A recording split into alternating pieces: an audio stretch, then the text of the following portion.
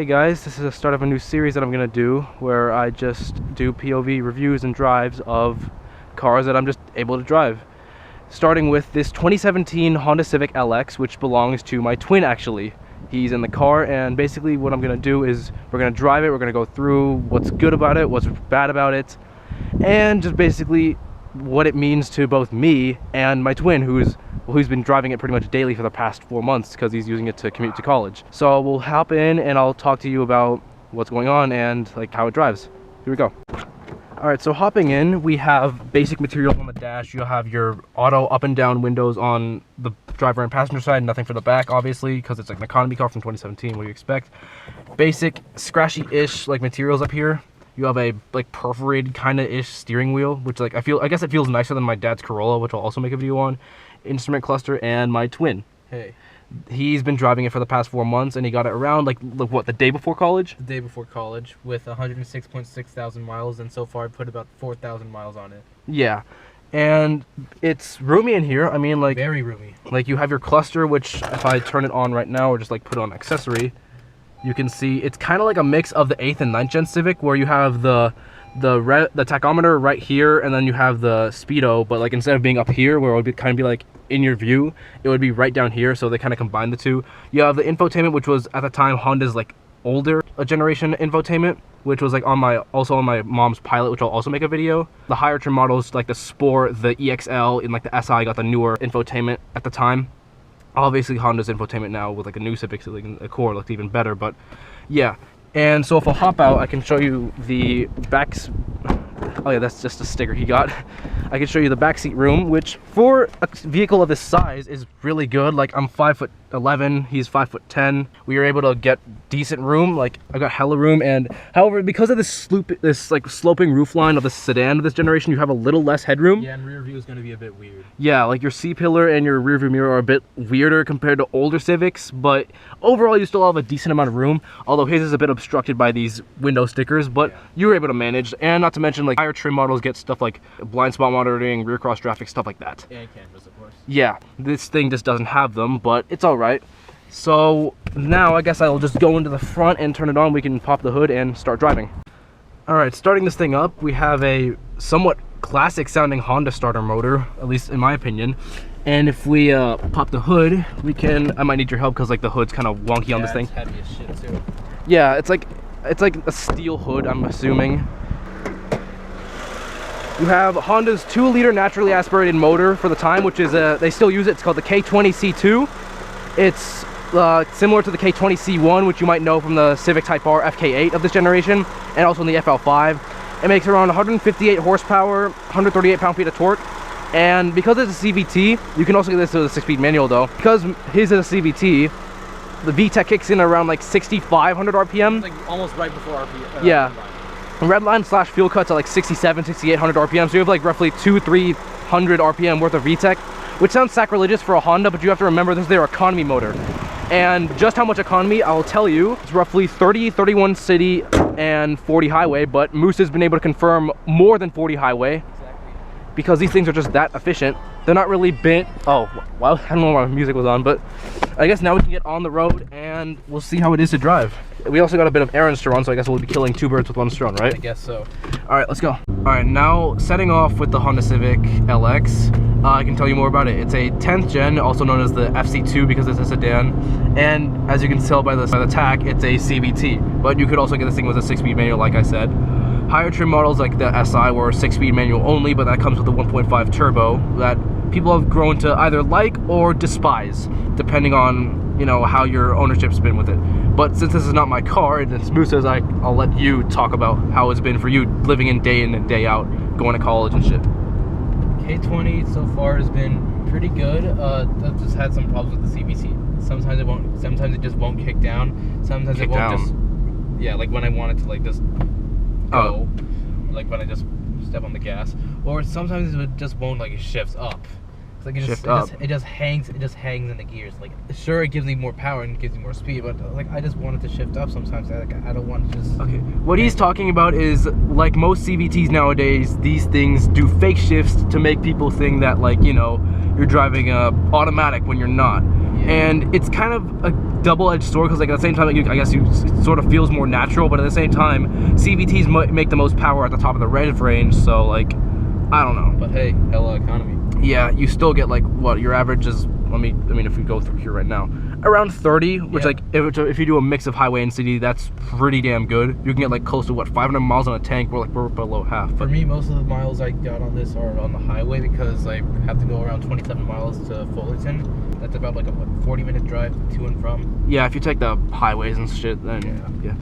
Anyways, we have to run a few errands right now, so like, we'll rejoin you back on the road in a couple minutes. All right, now we're back, and we're actually heading to do another errand right now, but in the meantime, I could tell you about what it's like to drive this, and so can Musa. What has it been like for you on the daily, just like on the highway and shit? Smooth, responsive, much less road noise than what I've been used to in my Corolla. Well, our dad's Corolla. Yeah, which I'll make a video on, but like, yeah, that thing is loud and obnoxious. It's just very annoying. The CVT in this thing is much better calibrated than the likes of the Toyota. Yeah, the cruise control on this is actually pretty good. Like, I've used it quite a lot in while on the highway. It sometimes like has a struggle like just keeping the speed, but again, that's usually when I go on like small inclines and shit. That's what'll happen with CVTs. Like, they'll just like rev up a bit just to hold speed, and then we'll stay there. Overall, the CVT in this thing is very good, because this thing just all around gets the job done. And once we get on the highway later, I can show you guys just how surprisingly quiet it is for a car of its class. And I'm going to be making a lot of comparisons to the Toyota Corolla, which I'll hopefully drive in a video soon. You guys will find out. Besides that, like, the control, when it comes to controls, like in the interior, you have your basic HVAC controls. This was before Honda went to like digital stuff. Even their volume knob and stuff is digital, which a lot of people complained about on their higher infotainment on like the higher trim models. Is like you have to like swipe up and down for a couple model years before they switched it back in like I think 2019.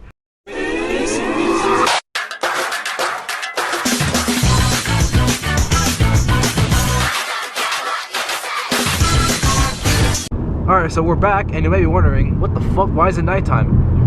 Daylight saving time. I look back for 1 second, and all of a sudden, it's pitch black. Yeah, sure.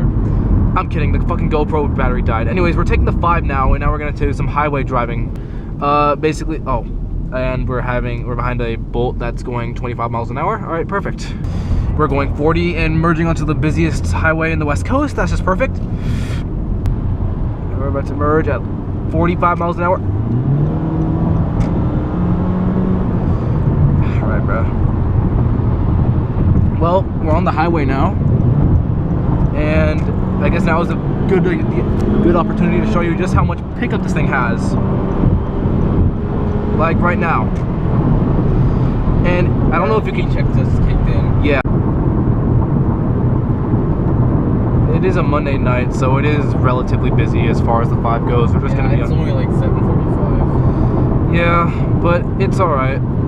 For this like segment of car, the NVH and road noise in general is it's pretty low. Like, it's honestly much quieter in here than it is compared to even my mom's Honda Pilot, which is, as far as American terms go, mid-size SUV that's 3-row, and that's even louder. But to be fair, that is like an older car with like a less refined chassis. So, but if you can see on my gauge cluster, it says I'm getting roughly 40 mpg, which seems to be right. I just hammered it here and there, pause. But this thing does have a decent amount of pickup, as I just showed you. Like, if you may have been able to hear it or not, depending on how good this mic is, but in the last 200 or so RPM, you could hear it switch over to VTEC, and you can't feel it, but I was actually pushed back into the seat just a little bit. It's that little bit before it fake shifts and goes into the next fake gear. But yeah, we're just gonna be on the highway for a bit and just chill. And if anyone's wondering if we got the errands done yet, no, we're still doing errands. Yep, story of our life.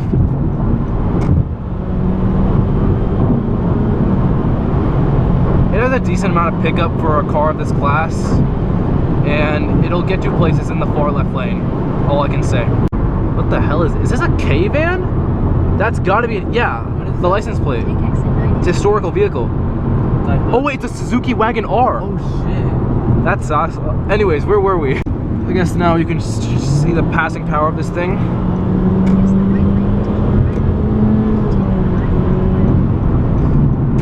As we get back onto the highway, I guess now is the time I could show the handling dynamics of this car. As me and Musa actually did some let's say, spirited driving a couple days ago as we take this on-ramp, and these economy tires do grown a bit, but this car is very buttoned down, as the Civic's always been for a while. Yeah, true. Yeah, I've been getting a lot of squeals when I do that shit. It's an economy tire, what do you expect? But as you just saw, this thing gets up to highway speeds decently well.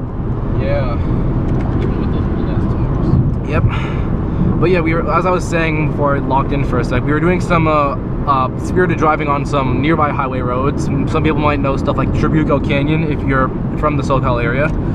And the thing was able to hustle pretty well. Like, it was able to keep up with a BMW 340i relatively decently. He wasn't going full throttle, but like, it was able to hang with him. Not to mention, I have a friend back up north in the Bay Area. He had the same exact car, same exact like year and trim and everything, and he told me that he apparently like held a record on like an uphill run on one of the mountains there. I think it was like Skyline or something like that. I don't know. But even still, this car is really nice to drive, and I can see why people like our age, or just young people in general, use these to daily drive. Even older people, just anyone, I can see why a Civic is a choice. And when I was complaining about the Corolla, it's not to say that I hate the Corolla, because a Corolla is literally my favorite car, the A86 Coupe. But that Corolla generation that we specifically have, the 11th gen, it's just not as good. Not to mention the example that we've been given.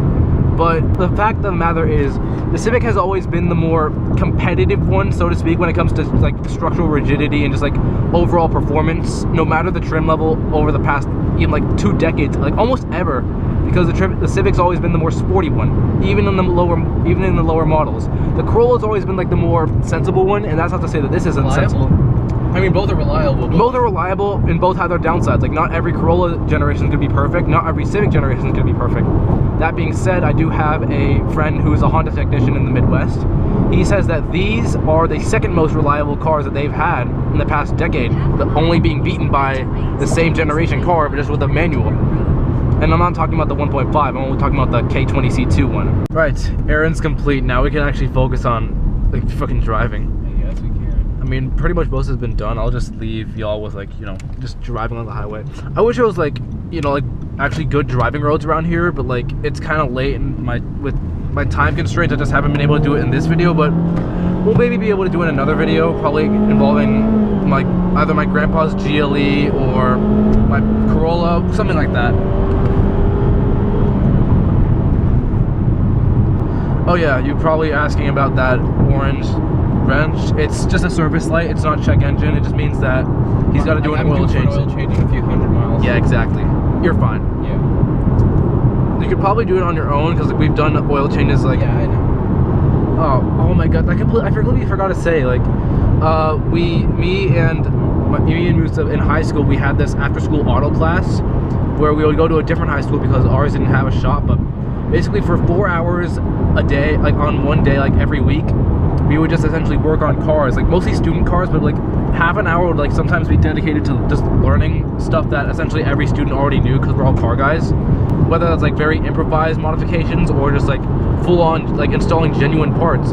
That actually did, like, you know, like kind of introduce me to, well, not only like feeling what other people's cars are like, but just like, you know, working, like actually getting a hands-on experience. Because up until now, like, well, I mean, up until like a couple of years ago, I knew everything, like I knew all the brains, I just didn't know how to apply that information onto like an actual car. But thankfully recently, even in college, when I don't have my own car, but I guess I'll have one soon, I've been able to work on friends' cars and stuff. We'll get more stories like this in other videos, but yeah, I think I have said everything that I want to about this car. Like, you guys have made a good choice, because you bought this for what, like 12,000? 12-ish, yeah, like 12.3. $12,300, and brand new in 2017 it was about 18,000. So you can do the math if you want to, but in my eyes, that's a pretty good deal. Like, yeah. Like you guys spent the money on what was supposed to be like housing, but on this, since like, you know, you commute now. But yeah, I think it was well spent, and the thing will definitely pay for itself, just like the Corolla did. So yeah, I think that's all from me. Thank you guys for watching, and I will see you guys in another video. Hopefully you guys like my car. I hope it was a good example of this platform as a whole. Civics are good. Yep, I might be a Toyota boy, but I'm also a Honda boy partially. So I mean, who doesn't like a good Honda? Yeah. So bye bye.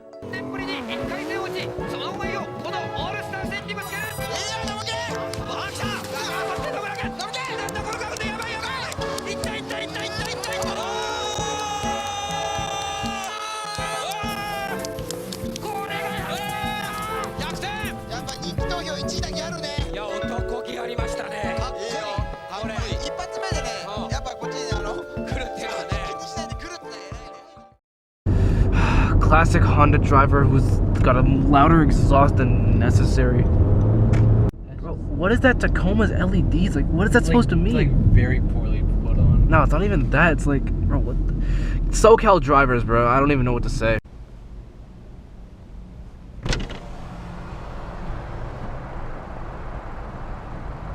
It's literally the Crew Motor Fest. Shut up.